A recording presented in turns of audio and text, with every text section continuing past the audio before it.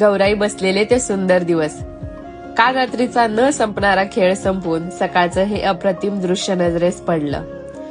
मामींनी आंघोळीसाठी पाणी काढून दिलं. आंघोळ झाली आणि मी मामांसोबत देवपूजा करायला मदत करू लागले. अंथरुणाच्या घड्या घालताना एक गोधडी दिसली, ज्याच्यावर मामींनी त्यांच्या लाडक्या नातीसाठी अक्षरे आणि आकडे शिवून घेतले होते. सकाळची आरती करायला चालू झाली आणि मामींनी अजून काहीतरी आणलं होतं. त्यांना विचारलं तर त्यांनी सांगितलं, आज याचा मान असतो. मग यांनी या माळा करायला सुरुवात केली. सोबतच गाणी म्हणत होत्या. मला हे काहीच माहित नाही की हे का करतात, पण खरंच खूप मजा येत होती. हे रिच्युअल्स सणावारात जीव टाकतात.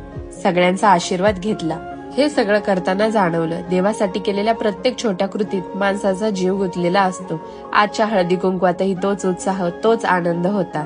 त्यानंतर मी गेले मामासोबत शेतात. आठवते का, 1.5 महिन्यापूर्वी मी इथेच भात लावायला आले होते. आज तोच भात पाहायला गेले, मामींची नवीन करकरीत साडी नेसून आणि आखी चिखलाने माखून मी परत आणली.